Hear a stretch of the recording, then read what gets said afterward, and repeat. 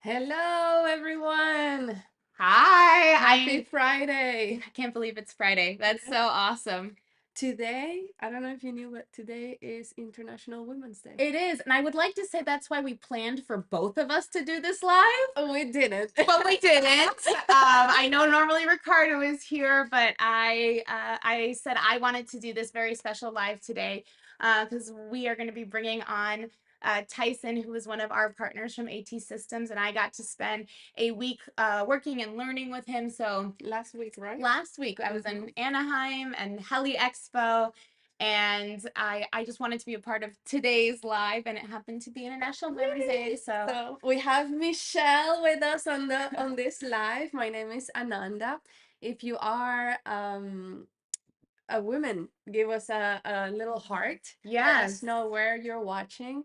And also everybody else, let us know which airport do you fly at. And if you have an eye level or a leveled product, let us know as well what you fly and if you like it and where you're watching from. Yeah, definitely. If you are a woman in aviation, please give us a little shout out too. We would love to mention you out there as well. Do you want to do some announcements, Ananda? So we have a 15% discount store-wide on all our products. And this is due to the release of our latest product, which is the Level Joy. If you didn't see our last lives or our launch party, this is a wireless grip that includes autopilot control. So if you have an eye level AP or you don't, you should get one. We have a trim tab based autopilot system. Basically, it weighs less than a pound. It is based on additional trim tabs that you put on the aileron and on the elevator, and it gives you full autopilot control. And you control it through an iPad, and you can control it through a little panel mounted control. But now we came up with an autopilot control in the palm of your hands. So it includes the push to talk, and as you can see, push to talk button, heading, altitude modes, navigation mode, so you can follow a flight plan through your iPad, autopilot off, and it has a little scroll wheel on the back, so you can do, heading change on the go and altitude descent and climb um, changes with the scroll wheel. And you can also trim your aircraft. So this wheel also allows you to trim up and down. So it's a very smart, unique device that goes on the stick of your controls. And it's all Wi-Fi. You can also wire it to the autopilot. And yeah, the Level Joy, check it out on levelaviation.com. And I think that's it for announcements. I mean, we're gonna be at Sun and Fun. Definitely. Hangar A, That's booth coming up 10. soon. Please come and visit us. Come say hi. We will all be there. Super excited to see everyone. I feel like it's been forever since the last show. So excited to see all of our customers, our friends, our partners. I keep trying to convince more and more people to come. So it's going to be a great, great time. And I heard that the night show is going to be pretty awesome this year. So I'm excited to see it myself. So we'll see how that goes. I think we're ready to introduce our next guest for this live. Yes. You want to do the honors? Yes, I would love to do the honors. So we are bringing on Tyson Phillips, who is the president of AT Systems, and he's going to be talking to us today about spatial disorientation, how to recognize it, how to recover from it, and I think more importantly, and how to train to, hopefully not even get these situations, but then what to do if you are in them, because as we know, we all think we know what we're going to do in a stressful situation, but if we're not prepared, it doesn't go as well as we hope. So we hope that Tyson's going to be able to give you some really great information today. So without further ado, we'll bring him on. Well, thank you, ladies, and thank you for having me on for woman for on the Women's Day. But I'll see if I can fit in. One thing with women in aviation, for the rotor folks that you guys have, if you don't know Whirly Girls, please look at it. It's a great organization. They offer scholarships. It's a really, really neat organization. I know a lot of folks that are involved and love it. So kind of a shout out to the Whirly Girls. Thank you guys for having me, and Michelle, thanks for coming last week to Heli Expo. A little different than the normal shows you go to.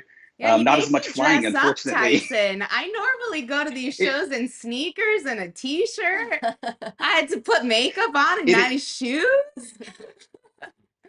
It is a little different. It is a little different. When we started the company, I joked that I would never dress up again. My background, I was trained by the Army to fly helicopters and airplanes, and I kind of promised myself that I would not dress up again because we started the company. But somehow I find I dress up more frequently than I used to. So I kind of it didn't work the way I'd hoped. But they're always fun shows, and the helicopters are beautiful, and so it was fun. It'd be more fun to watch them fly, similar to the shows coming up that you guys are going to with Fun and Sun and Oshkosh. So yeah. So you mentioned the Army. I guess, can you tell people watching just a little bit about your background so they know where you're coming from and Sure. who you are? Sure. So I'm a warrant officer in the Oklahoma Army National Guard. Andre, my business partner, is actually a warrant officer in the Texas National Guard. And then we have a gentleman that's retired, in Kevin Axton, that was retired active duty. I was fortunate. The Army offered me an opportunity to go learn to fly helicopters. And then after about 12 or 13 years of that, offered me an opportunity to go fly airplanes. And I've deployed flying both helicopters and airplanes. So I've had a fun background, and I think I'm coming out on 23 or 24 years of service. So the Army's provided a great life for me, and provided some great opportunities. Sometimes some are better than others, but what's been great is I've gotten to fly some amazing aircraft and meet some incredible people and work with people all over the world.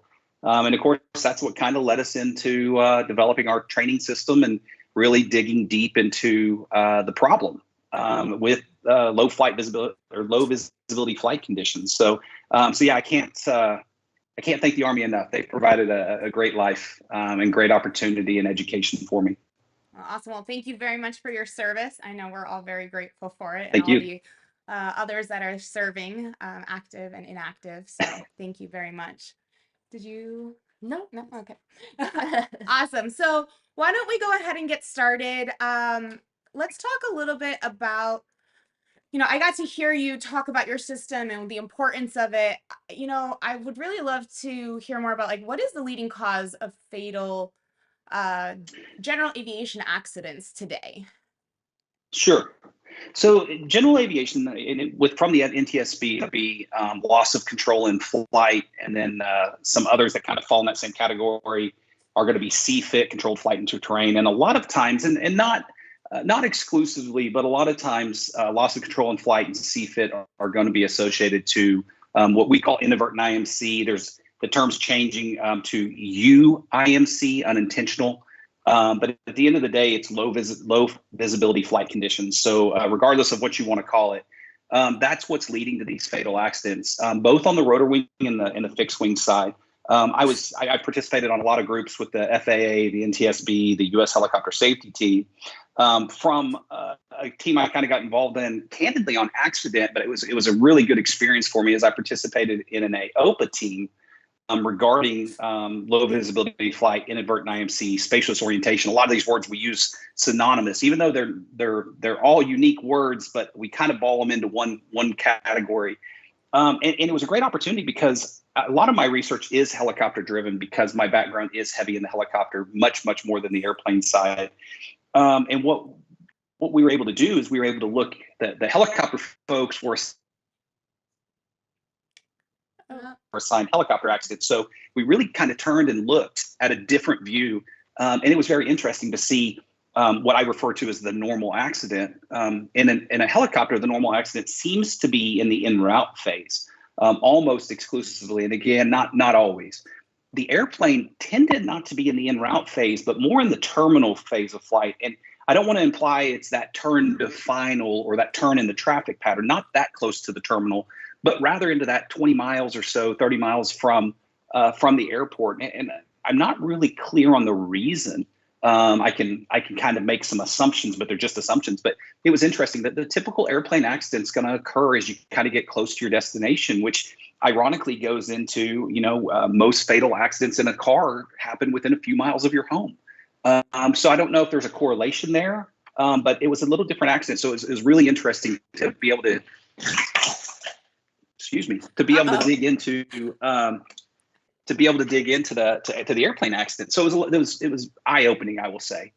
That's really interesting. I'm gonna kind of caveat really quick as we're talking. If anybody has any questions for Tyson, please feel free to add them in there, and we'll sprinkle them in and definitely see if we can get them answered at least by the end. But so you told us what is happening. I guess why is this still a trend? I mean, what's going on?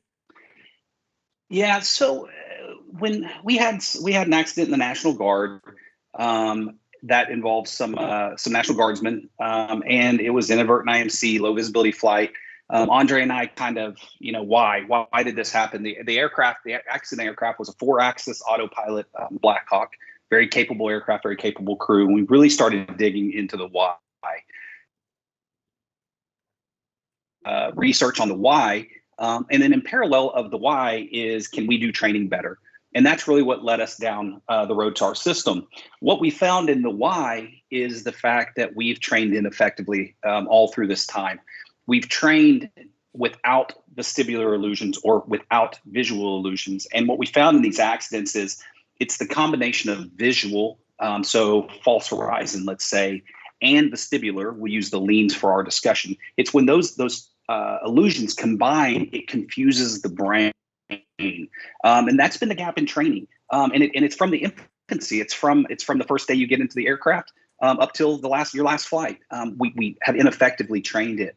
When we look at the why, and I know you asked about the system, but I think it helps to understand the why of why the system was built, because we built it based off our research and what we saw in the industry.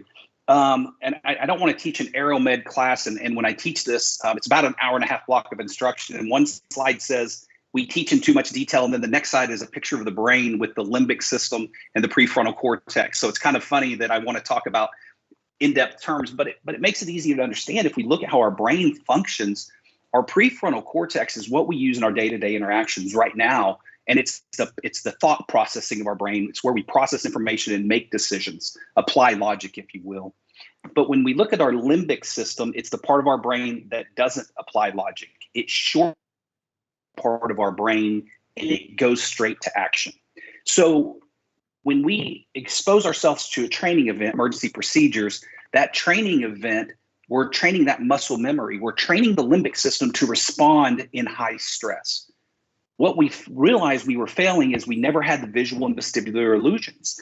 The FAA and NTSB, after the Kobe Bryant accident in Calabasas, came out and talked about that in one of their papers, is the importance of visual and vestibular illusions for spatial disorientation training. And that's where, now going to our system, so I do answer your question. Now when we talk about how do we solve that problem, how do we put pilots in a high stress situation safely? And that's where our system comes in. We take our system. This is the visor that made that loud noise just a second ago. Before you show it, Tyson, I'm kind of curious. Absolutely. Amanda, when you did your flight training, did you have any type of training on spatial disorientation? Or I'm curious to see like what is currently out there, and then what makes what you're talking about different. I mean, this was ages ago. Yeah. I must have been like, I mean, we can ask Ricardo too, who's behind the camera, but I remember the only training was they put the fog. It wasn't foggles though, right? No, it was like a visor. No, I don't know what it was. You just put it down, and then like you can't see the instruments. You can't see outside. Sorry, and then you're supposed to fly the instruments, and that's it. That's it, right? Yeah. Okay. I mean, it wasn't like, I don't know. There was no training as like, there was, so she would put me in unusual attitude, and then I would have to recover. I think that's the extent of it. But that's it. I mean, but and you could still see, like if I go like this, I could still see I could cheat. So it's not like you're stressing out. You you know you're okay, you know you can always go like this and see outside. So it wasn't like, you know, proper like, you know, this is a dangerous situation kind of thing.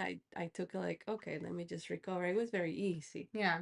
Do you think you would have felt comfortable had you actually been put in a like high stress situation? Um, I mean, I don't know. I've never been, so I can't say. Okay. But according to Tyson, I haven't been trained for that. Right. So Yeah. I don't know how I would react. So it's this like having this conversation is very interesting because maybe as a pilot you feel like, "Ah, I'll be okay, you know, Yeah. because in my training this was so super easy. So in a real situation I'll be okay, but maybe that's not the case." Yeah. Okay. Very interesting. I was just curious because I know So Ananda and no, Ricardo have kind of gone through that, but yeah. So now, like, what makes this different? How is this helping pilots? well, so let's hit on a couple things because Ananda said a few things I think that are very interesting. I was flying Wednesday night, night vision goggles, and we trained. I didn't have one of our systems on board, and we did exactly what you did. We trained unusual attitude recovery, and we have, from an industry standpoint, we have mislabeled unusual attitude as recovery from spatial disorientation, and they're not the same because you were never disoriented. We created this environment that we put the aircraft into an unusual attitude, and then we let you recover. The other one, you were talking about peeking under the hood, and the phrase we always use: if you're not if you're not cheating, you're not trying. So from an industry standpoint, we need to change that mentality to understand that this training is to better you and to make you a better pilot. So if you're cheating yourself. You're not cheating me as the instructor or evaluator. You're cheating yourself out of this training and this experience. So that's a key part. The other one, and this one is Ricardo, where we lead into our so you system, know, he is just shamed Ananda like this I from didn't behind the say- camera. I didn't say I cheated. Nobody said you did. I didn't say I cheated. I just felt comfortable because I could cheat. Yeah, yeah. So it wasn't like I was in a stressed out situation, like, oh my God, I can't, you know. Mhm. and that comfort is huge. When we look at folks that train in the simulator, that's one of the things is that we know a bad encounter in the simulator just turns into a red screen, and then we are going to go have lunch and we're going to chat and laugh about what I did that caused a red screen. But we put you in the aircraft, it becomes much more real. And it certainly becomes real when you don't have someone else beside you that's completely visual, which is why our system is built the way it is. So when we look, one of the other things we found is your foggles or hood or whatever you're using, it was on or off. What we find is these fatal accidents happen in low visibility conditions. They typically don't happen in no visibility conditions. So what we push is the ability to put you into a low visibility flight condition. It leads to aeronautical decision making. And I'll hit on that in a little bit how our system works, because it's really where the bread and butter of our system and how we use the Astro is to lead to aeronautical decision making and help that training phase. But what you'll find is this is our non-helmet system. I'll have to look at my camera or look at my deal. So this is our non-helmet system. Oops, let me put the visor down. If you drop it on the floor, it makes a really loud noise. But what you'll notice, and this is just on a ramp, we use it for shows, but you're going to notice it's going to go completely clear here in a moment. There it goes. It's completely clear. And then you can see my hand, and my hand's going to go away as it goes opaque. So again, this is just a ramp. There it goes. So now we go completely opaque. So what our system does is we're going to hold you at low visibility conditions to create what we call, and what we're trying to push the industry toward, is conditions conducive to spatial disorientation, which is low visibility flight conditions, because that's going to lead to those visual illusions we talked about. And again, false horizon is a really easy one to, and most people understand it. When we get our eyes and trick our eyes through the low visibility flight conditions, it can help see the vestibular illusion. So we go back to your training, Ananda, and you probably felt like you were straight and level. Wednesday night, I got the guy into a 30-degree angled bank, and he thought we were turning the opposite direction. And it was just understanding how I could trick his sensory system. So for your instructors that are on the call with us today, the human body, and your students don't want you to know what I'm about to tell you, but the human body is incapable of sensing motion below 3 degrees per second. So there's a threshold that they cannot sense. So if you have Ananda close her eyes during her training and you turn the aircraft at less than 3 degrees per second, the human body can't sense it. So it's a great way to introduce that training because they'll never feel the turn. So when we go back to combining those visual illusions, which we create those. Oh, we lost Tyson. Come back. We lost you for a FAA second. says, you lost me for a second? Yeah, but Can you you're see me back. again? Go ahead. I cannot hear you, but I can hear you. Can you hear me? Yes. Okay, so the FAA says in one of their pamphlets, it takes 20 seconds of sustained motion to create vestibular illusions. And that's why the training in the simulator has not involved the vestibular system, the inner ear. So when we look at the level and how our Astro incorporates it, it's through our programming, and that's what leads to our aeronautical decision-making. A shameless plug, Level, we've worked with you guys. I was on deployment when we met a long time ago, and you guys have been an amazing partner. We've been able to stop and visit a few times. So a shameless plug for the entire team at Level. They're wonderful to work with, and they could not be a better partner to us. But going back to how we use the Astro, so we take the AHARS data, specifically. Oh, we lost him. No. Just when it was getting interesting. I know. Oh, there he is. Click Yeah, admit. this producer. I know. Ricardo's the producer. Please blame him for all these technical difficulties. Type,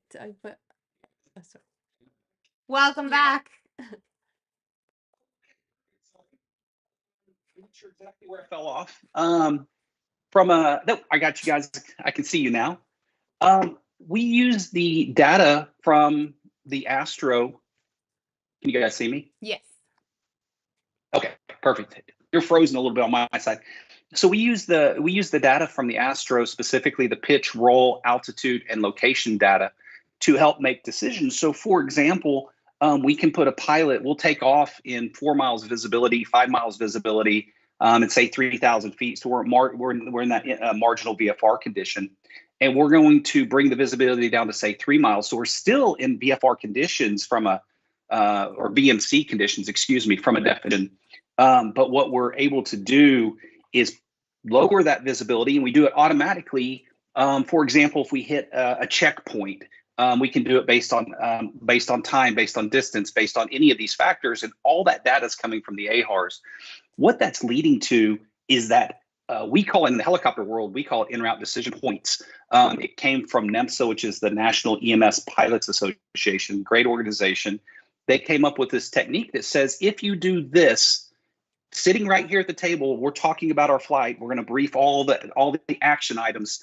One of the things we're going to say is, if we slow down, for example, which is a really big thing in a helicopter, if we slow down below this speed, then we will do this. And we remove that decision making. And if we go back to that limbic system, that non-decision making part of our brain, we're making this decision using the prefrontal cortex. We're making the decision using the thought processing part of our brain, which leads us to making better decisions in low stress environments. And all we're going to do is execute them.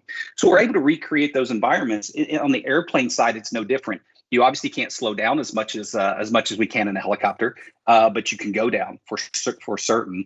One of the accidents that came up through one of the teams I was working with, just as a research accident, was two warbirds. They were flying, and their brief was, if the weather at our destination is not X, we will divert to Y. They got to their point, their decision point, and the weather was below what they sat and briefed at the table. One of the pilots said, "Hey, I think we can make it." Well, one of them made it and one of them did not. So they went completely against the decision they made sitting at the table. And that's what we want to train. And that's what we use the Astro to use, kind of the they're not the brains or the muscle, they're the information source. Our system becomes the brains because we're taking the information from the Astro, and then our visor system becomes the muscle doing the work. But your system, the Astro, provides all our data to include our Wi-Fi network. We depend on you as our router system for all our system to talk. But the information that is provided helps us train in our training program that in-route decision point, or just to train that decision making. The other thing that your system allows us to do in a helicopter, we can train dust and snow landings, all automatically, all through the data you provide. So I know you have a lot of fixed wing folks that probably, if they saw us land in the dust, would call us crazy. And most guys that see other people land in the dust call them crazy, even if they've done it themselves. It's a very emotional experience. But we can recreate that from the data from the level. We can tell the aircraft, hey, you're on the ground right now, and we can go shoot approaches all day long and recreate that dust environment. The other part, which is relevant to questions, Tyson, if I could pause. Oh yeah, really absolutely. Quick. Yes. Let me see. Hold on. Ricardo is bringing them up to the top. But first we have hold on. We have a greetings from Northern Virginia. And then we have if I don't have a helmet, I guess, or one of your systems, I would assume, how can I practice? Was one of the questions we've got now. So I pulled the visor off. So you would wear this system, your headset, no matter what you use, David Clark Bose, light speeds are going to go right over it. Our visor is going to connect right here, and we're going to use that system. You're going to have all the same capabilities of a helmeted system, but we're going to do it with no helmet. Again, your head fit right over it. So we've absolutely can fill that market of of the non-helmet wearing folks. Mm-hmm. And if they don't have your system, are there other things that they can do? So like, let's say Ananda, had she been, in flight school, of course, we wish they would have had something that can do those transitions, but is there anything that pilots can do to train on their own or to practice So the training, we always kind of talk about understanding the value of your training is as important as understanding the gaps in your training. So if you don't have an in-aircraft training system that creates that low visibility flight, understanding what's missing from your training. So I'll pick on Ananda's training again, and no different than what we did Wednesday night. So that being said, it's not any different today without a system like ours, but one of the things I talked about during our debrief with the pilot I was training was understand the visual system was not involved in this. There was no stress in the brain, no confliction of the sensory cues. So for those folks that don't have a system like this, is understanding that we have to be able to what's lacking. And if I put you in the simulator, your vestibular system's not involved, so the eyes are. And we're taught, and this is where I think the bigger confusion comes in. We're taught that eyes are 80% of our orientation system. And what isn't taught is most of the time, in these high stress situations, the vestibular system can become a more prominent system than the eyes. And we miss that. So going out and training the unusual attitude is great training, but understanding the absence of the visual cues or visual illusions more specifically is going to have that gap. I don't want to discount the value of IFR training, but what I do want to emphasize is there is no amount of instrument training that's going to save you in low visibility flight conditions. This is not a problem with instrument proficiency. This is a problem with low visibility and then spatial disorientation. And they're not the same thing. So my kind of word of caution of when we train this, go train unusual attitude, understand the visual system's not involved. Have in-depth discussions with peers, with people senior in aviation. Notice I didn't say old, senior in aviation, that have those experiences, because we want to kind of talk through that decision making. So that the training can absolutely be done. I'm not going to tell you as effective because it's not including all our sensory systems. But if we understand what's not included, the training can be much better. And then the other part is this premise of if you're not cheating, you're not trying, get away from that. everything we do in aviation is a go, no go event, and it has to be. It's just the nature of what we do. But training should be focused on getting better, not passing a check ride. I understand you got to pass a check ride. I really do. But from a training standpoint, understand the value of training is so much more important than being a first time go. With our customers, we provide a training program to them. And one of the things we really emphasize is first time goes are not great things. One of my favorite stories, I've taught all over the world this subject matter. One of my favorite stories was an Army pilot in an OH-58, which on a civil side would be a Bell Jet Ranger. And he said, we fly two pilots almost all the time in the Army. He said, I realized I was disoriented when my co-pilot and I's helmets touched.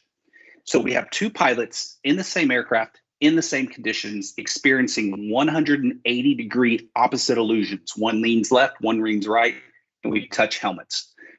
Such an eye-opening experience of how the human body processes information. It's different each time, and it's different for each person. That's where we talk about how unique spatial disorientation. Go back, a first-time go is not necessarily a great thing because I can train you 5 times, and the 6th time you may become spatially disoriented. So the value and understanding the value of the training is so critical. No matter what training you're doing, be training for the experience. Be training to become a better pilot. Don't train just to pass your check ride. Mm-hmm. Train for the value of the training. So yes, there are absolute ways. Like I said, the academic piece is really important, and understanding the limitations of your training is the other part, because we don't want to build that false confidence. And that's what I tell our folks that don't use our system or it doesn't fit into their operation or whatever it may be, is trying to understand the gaps in training so that they talk through those from an instruction standpoint. Gotcha. Do you think, is this something that you can implement in flight schools? Would flight schools benefit? Like, is this the idea of AT systems to start putting this into flight schools? Absolutely. It's a cradle to grave concept, and in the premise that if we introduce low visibility flight conditions from an early stage, you got to know how to fly the aircraft. So I'm not saying day one, but once we're flying the aircraft, as we get a little for our training, we should be incorporating low visibility flight, because we want to train that decision making aspect as early in our career as possible. Because the basic law of primacy, you learn best what you learn first. So yeah, if by implementing it into a flight training program, it absolutely is going to make that pilot better from day one. And 10 years from now, as they're the instructor and they're the ones that are the senior people, again, not old, but they're the senior people in their organizations, their training from day one is better decision making, and they were given tools to train better decision making. So we absolutely believe it should be incorporated at the infancy of a career, but then all the way throughout, because it is a diminishing skill set. No different than instrument training is a diminishing skill set. Decision making, oddly, is a diminishing skill set. So it should be incorporated all throughout training, through your annual recurrent training, your annual I want to be more proficient, I want to be a better pilot training, and then obviously from the very infancy of your flight training. Mm-hmm. Is this training something that you would have to do continuously, or is it like, muscle memory, like once you've been trained on it, then you kind of get the idea and then you're good to go for 30 years without the training? Like no, it absolutely is something you need regular training, and to maintain proficiency. It is not a one and done. It's not a muscle memory. We absolutely want to see regular training. Again, it's a very diminishing skill set. So yeah, we want to keep that training from cradle to grave. We want to start it at the infancy of a career, and we want to train it all the way up to the end of a career. How often do you think flight school implemented a training like this? How often do you think would be beneficial for somebody to maintain those skills?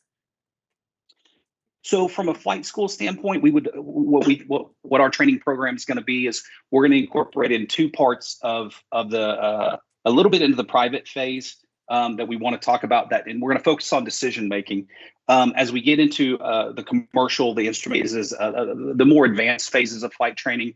What we're going to try to do is incorporate it into probably about 20% of the training. Where we need to be cautious is, and I get this question all the time from a lot of our Army customers, can I log hood time? Well, what are you out doing? If you're out training 3 miles visibility and you're flying visual, that's not hood training. That's not instrument training. Now, our system, because of the Astro, we can actually recreate IFR conditions and IMC conditions. And what I mean by that is if we get a weather brief today and the weather's 702, we're going to take off in 2 miles visibility as we climb into the clouds at 700 feet because our Astro is going to tell us so.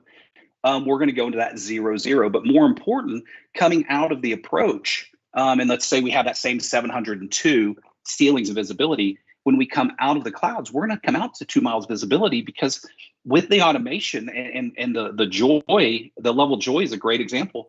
Flying in the clouds has gotten a lot easier because of automation. It takes a lot of our work away. It's when we break out, that breakout to land phase tends to be a very critical part of our landing environment. So when we go back to our hood training, are we truly training instruments? That's instrument training. So going back to your question of how often, we want to see a mixture, and again, probably around 20% of our training. That's not going to be true further in your career because a lot of your career is flying for the reason you fly, whatever that may be. In our world, we call it a mission. I know it's a civil side. We don't really use that word mission.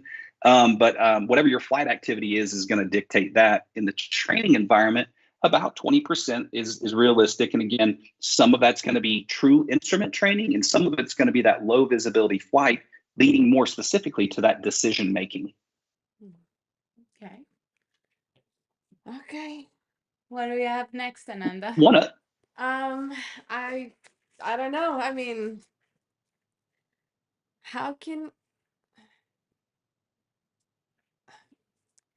I guess, how do we recognize this? I mean, we're flying. You said you had 2 pilots that didn't know until they, conked heads, on their helmets. How does a pilot know when they're in these situations? Well, I think that's the point. They don't know. Yeah, but I guess how can we help them know? There you go. So one of the U.S. helicopter safety team, our original guidance was recognition and recovery from spatial disorientation. And I'll hit on recovery in just a minute because there are some techniques that we owe to our pilots, and I'll expand. When we talk about recognition, we actually changed the wording of our team a little bit to recognizing conditions conducive to spatial disorientation. So what we really want to do is focus on recognizing before we get there. One of the things we talk about is we find ourselves in low visibility flight conditions is what we call a VFR instrument scan. And what I mean by that is picking up on certain instruments. It's not coming inside and flying instruments and focused inside. It's staying outside because we're visual for whatever reason, and there's some decision-making discussions that can be had, but I want to stay away from those for this conversation or this part of it. But maybe I just check my altitude. Maybe I just check my airspeed. I'm only checking 1 or 2 instruments at a time. One of the stories I tell on myself, I was coming home from some firefighting and found myself in low visibility flight, and I was orbiting, and every time I rolled wings level, I checked to make sure on my instruments that I was wings level. The next thing halfway through my pattern, through my leg, is I checked my airspeed because those are 2 things that are important to my decision making and how I execute my en route decision point. So that's what that VFR scan is. We're just hitting an instrument or 2, altitude maybe, airspeed, attitude. Again, it's situation dependent. So that's one way we can delay the onset of spatial disorientation because again, it's recognizing conditions, not necessarily recognizing the full-blown spatial disorientation. So recognizing those low visibility flight conditions, that's what we really want to focus on. The recovery is a conversation I have with a lot of folks. We owe it to every pilot to teach recovery methods. Again, I don't want to confuse unusual attitude as spatial disorientation recovery. They're not the same thing. They are substantially different. You may be in an unusual attitude, but if you're spatial disoriented, the recovery feels and looks much different. But one of the recovery techniques, and I teach this slightly different in a helicopter, but it works exactly the same in the airplane, is cruise power, nose on the horizon. I minimize what I have to look at. Again, remember that limbic system. There's no processing of information. Something we teach a lot of is delay intuitive action. If you go in invert IMC, delay intuitive action, well, the limbic system, which is that system that's being used during this high stress environment, is incapable of anything other than intuitive action. So we're telling you to do something the human brain is incapable of. So what we talk with folks about is, let's limit the things I have to do. Let's limit my scan. Cruise power, nose on the horizon, get me straight and level, should level the wings, but also will give me a slight positive rate of climb, because we're going to get into that comfortable airspeed with that nose on the horizon. Once we've stabilized, now we're going to have to transition that instrument flight. We need to be proficient in the instrument flight. So as we talk about that recovery technique, it's going to be cruise power. The other thing I teach often is, cruise power, or well, in a helicopter, I teach hover power. So if you know what your hover power is in your airplane, let's talk. I'm really impressed. But that cruise power is what we're looking for. And the reason is, a rapid rate of climb is going to disturb our vestibular system. Specifically, its potential to create either an elevator illusion or an oculogravic illusion, which I won't bore you with what those mean, but both of them have the same result, pushing the nose of the aircraft forward. Those are the real problems with it. So we don't want this rapid rate of climb because it disrupts our vestibular system, and we don't want a rapid acceleration because it disrupts our vestibular system. And a fun story is, if you watch a Navy pilot take off an aircraft carrier, and we all saw Top Gun, we all saw Maverick's hand was right here and not on the stick, right? That's a direct relation of the oculogravic illusion, that the sensation to want to push the nose of the aircraft forward. It doesn't take an aircraft carrier catapult shot to develop that type of illusion. We see it in helicopters through accelerated force in a helicopter, which we all know are not fast. So getting that cruise power, nose on the horizon, is going to get a stabilized aircraft. And we lost him again. We'll see. When he pops back in, do you want to ask him that question? That's going to be dependent on our obstacles as well. Tyson, can you hear us well? I thought. Yes, I got you perfect. Okay. How accessible is this helmet or system? Because it has to be unhelmeted. Sorry. Too, yeah. AT systems. How accessible is it? Something that the average pilot can purchase? Is it available now? Like, where are you with the system? So absolutely, our helmet system, our NVG system, and then our non-helmet system are all available to the market. It is reasonable for the average consumer. Obviously, you need a safety pilot, no different than if you're doing hood training. We have all the automation built in to help add layers of safety as the NTSB and the FAA recommended. And again, shameless plug, that's what our Astro is providing to us, is all that data to make the training environment safe. But absolutely doable for an individual. I probably would say that you'd want a couple folks to go into it, because it's not something you're going to use every day. You've got to find someone to fly with. And I happen to know a lot of pilots, so finding a pilot that wants to go fly tends to be really easy for me. That may not be the case for everyone, but it is very, very attainable for the average user, without a doubt. And the training, how is it like? Like, you go through 1, 2, 3, 4, 5 steps. Like, the first one, you just lower visibility, and then the second one is you have to recover, and then the third one you run can you run an actual simulation of an actual accident? Yeah, and that's a great point. We absolutely do. So our training program starts with visibility estimation. So we tell folks, hey, don't go out and find bad visibility, but we don't show them what that is. So our crawl, walk, run concept, our crawl phase is, hey, let's just show you what visibility looks like. That way we can make better decisions sooner. So that's kind of our first phase. The second phase is we're going to use what we call random scenarios, which is kind of what it sounds like. It's going to take a different time to start to decrease, and then a different time to decrease, and we can hold it at any of those visibilities we choose.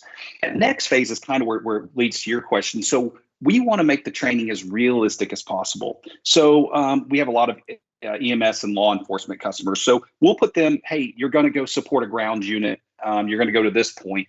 You're going to go land and pick up a patient at this point. We create scenarios relevant to their method for flying. So when you look at a private person or a private pilot or even a commercial pilot flying for private reasons, the other part we have is we take real world accidents and we recreate them. Pilots have a tendency to be type A personalities. I sometimes get in trouble for saying that. But if I fail a training event that you're providing to me, Ananda, it's because it was too hard. It wasn't realistic.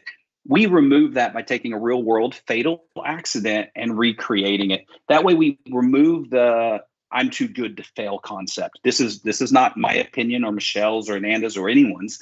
This is a real world accident that happened.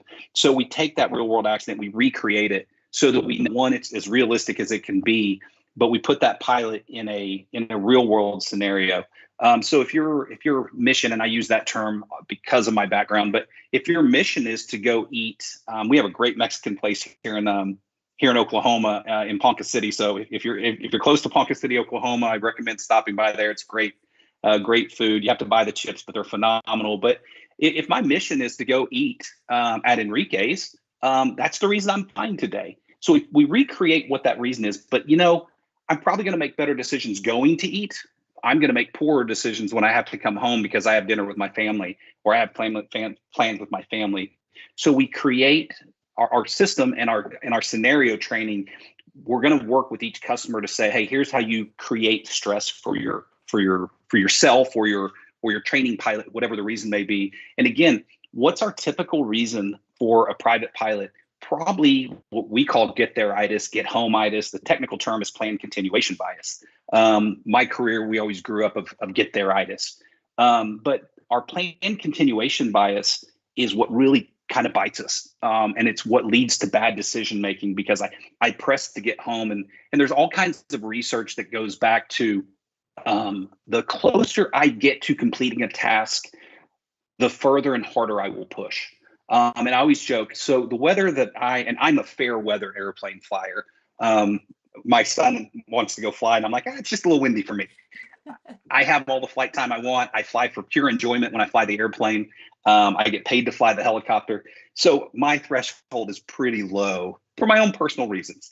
But when you look, the weather that I'm willing to go take off in looks different than once I start the engine because I've already pre-flighted the thing and I put gas in it. Now I've done work versus when I get to the runway versus taking off. And as I move on down through a phase of flight, the more work I've put in, the more risk I subconsciously am willing to take. It's not anything that we'd admit to, but if you really just take a step back, we've all done it before. That's that plan continuation bias. So going back to our scenarios, those real world accidents that we recreate are based around putting you into a plan continuation bias scenario to ideally train you to make a better decision. We go back to that en-route decision point that really is good in a helicopter. It's great in a helicopter. It's really good on an airplane too. If you divert, if you turn, if you climb or descend, if you do something, if the weather pushes your actions, you should change your course of action. And that's that plan continuation bias. Don't let it come in there. Change your plan that you talk about right away. And that's what you get around that scenario that you talked about is geared to make better decisions. Mm-hmm.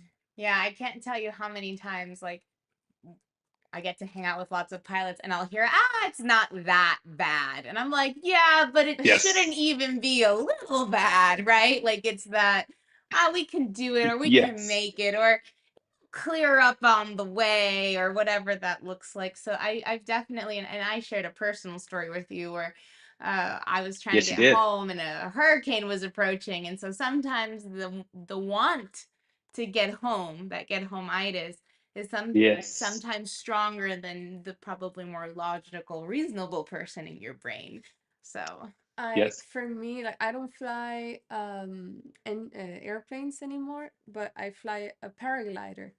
And it's interesting what you say because for us, like sometimes you have to, to take off, you have to go up the mountain with, huge weight on your back. and you're hiking this mountain, you know, and after an hour you're sweating and everything, and you know, maybe the conditions are not perfect, but it's like, oh my God, I did all this work, I made it here. Uh-huh. How am I not gonna fly? And you know, that decision making, it is heavily skewed by the amount of effort that Yes. that took you to that point. 100%. Or I would even Yeah. say sometimes even the You rush know, to beat the bad thing, right? So maybe instead of you checking all your gear because you know like this is the sweet spot, if I don't get there, Yeah. maybe you miss something in an aviation. Maybe you don't do that full checklist. Maybe you don't check everything because you're like, I gotta take off now or else I'm gonna miss out on this window. Yeah. So I think a lot of emotion can play into our decision making, and it probably shouldn't. oh yeah. So You know, one thing, we keep talking about weather, and I do miss if I don't bring up, it's not only low visibility, people forget low contrast flights. There was an accident, it was a fixed wing. I want to say it was a turbine beach. I think it was either a King Air or maybe it was a Queen Air. But over the Pacific Ocean, they were they were flying IFR, but not IMC, which is very important because when you're establishing the clouds, your focus is your instruments, but they're at night over the Pacific Ocean in a low contrast environment, and they ended up crashing. It was a fatal accident. We had one in Utah. It was a helicopter flying into a setting sun. So we have to remember, as we call it DVE, degraded visual environments. It's a term, if you look at our website, you'll see it used a lot. And that's dust and snow landings, and that's low visibility flight, but that's also low contrast environment.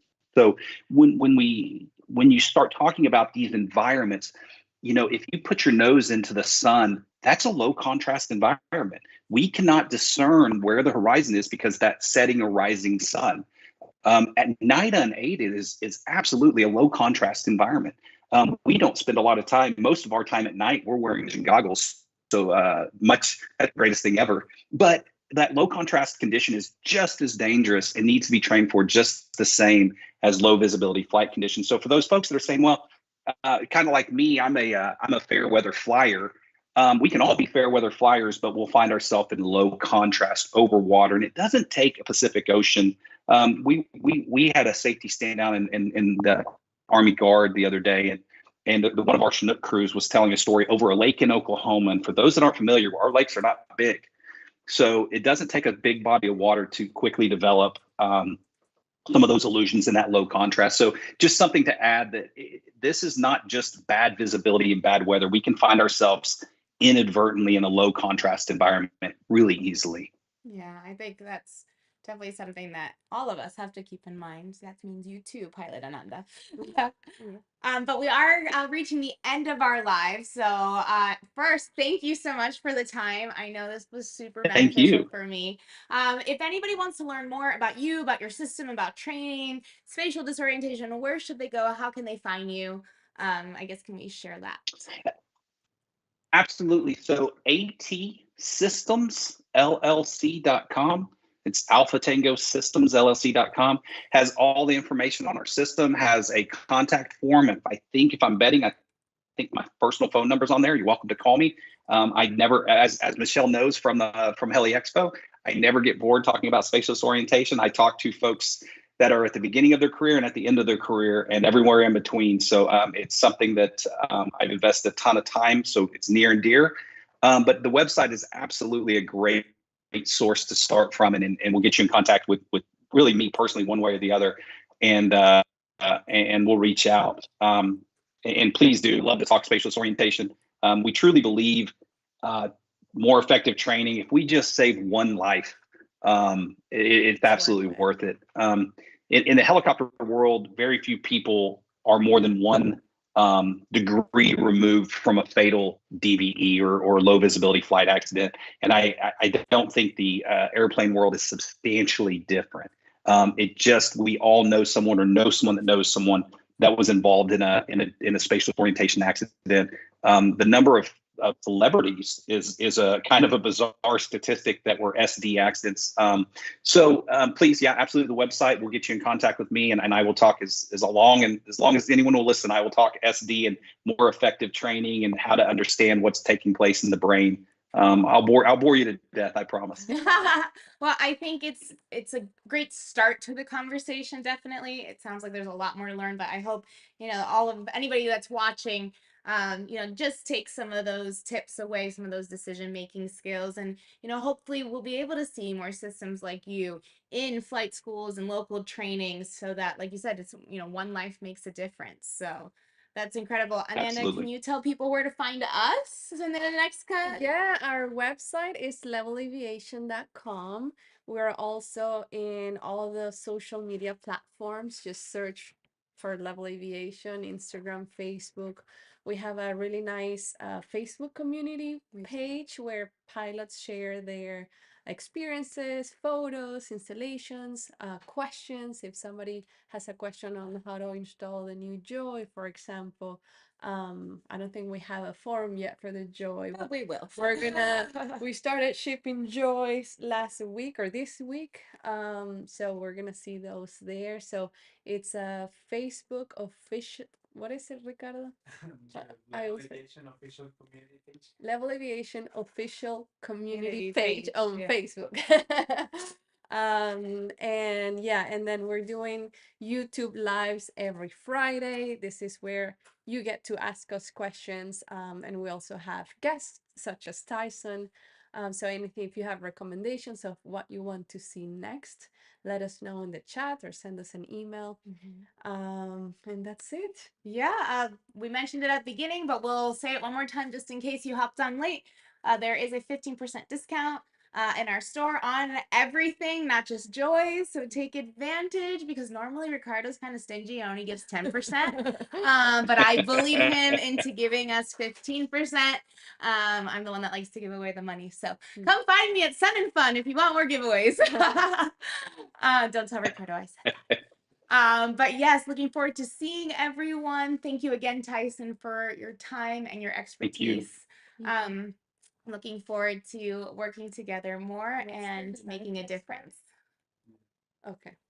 All right, guys, this is it. Thank you for